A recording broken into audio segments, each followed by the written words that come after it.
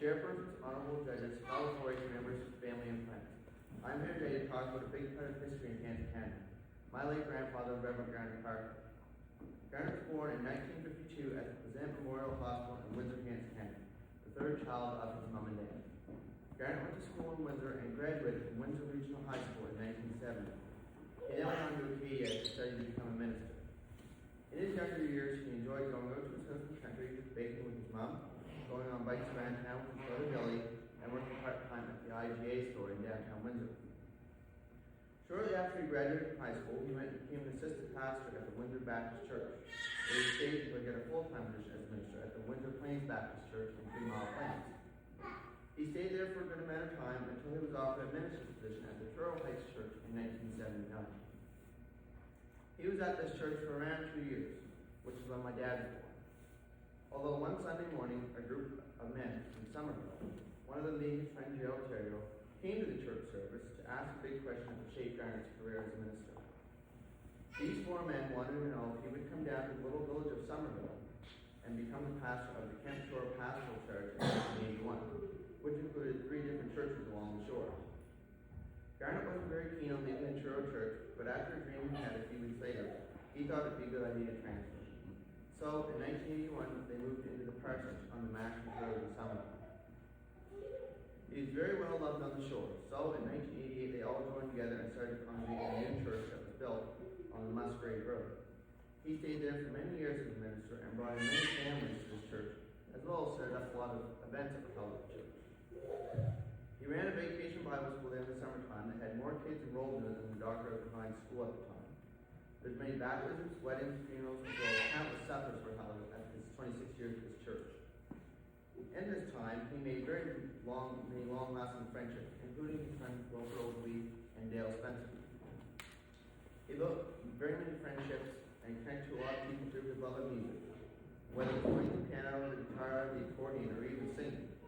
In the early 2000s, though, after all of his children graduated from high school and wrote on their own, he made a big change and went to preach at the Cambridge Baptist Church in Kings County, where he spent 6 years until he had some health issues and stepped back from preaching full-time. After this, he went and helped a few more churches in the valley. After a while, he was given an opportunity to decide to go back to the place he first started his old stomping grounds, the Windsor Plains Baptist Church in 3 Mile Plains. He stayed there for around 2 years until they found a full-time minister. Garnet then spent most of his time after retiring tending to his many chickens, playing the piano, cooking, and where he loved to be the most, Tim Hortons. He also told everyone that Tim's was his new church. He took in each one of those people like his own. If you ever wanted to see him, you could see him at his office at Tim's between 7 and 9 every night, telling his jokes.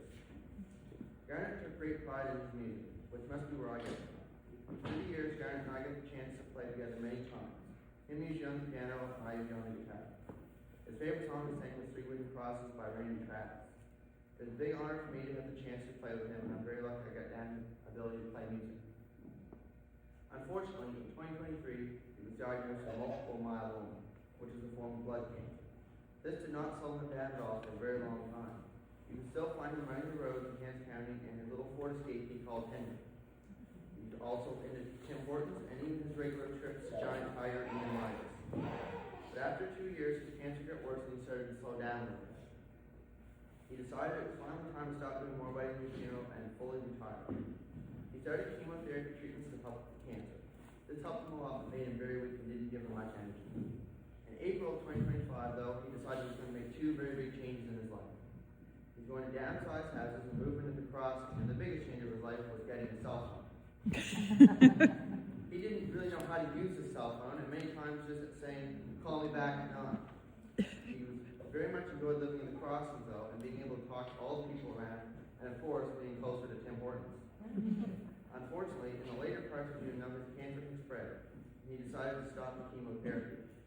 After a very confusing morning, he ended up in the hospital, where we had a nice celebration of his 73rd birthday a couple days later, with lots of pie and pizza, as well as a lot of close family around.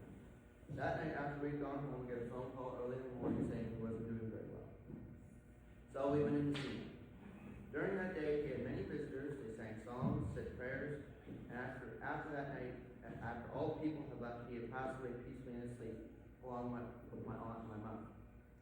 I am very grateful to have had Garnet in my life, and he was a very good role model in the community. If anyone knew him, everyone knew how good of a man he was. He used to tell everyone, he married and married half of Kansas Canada. I'm very blessed to have gained his musical abilities and feel very honored to play two of his guitars now and his piano. He was truly what a good community man was supposed to be.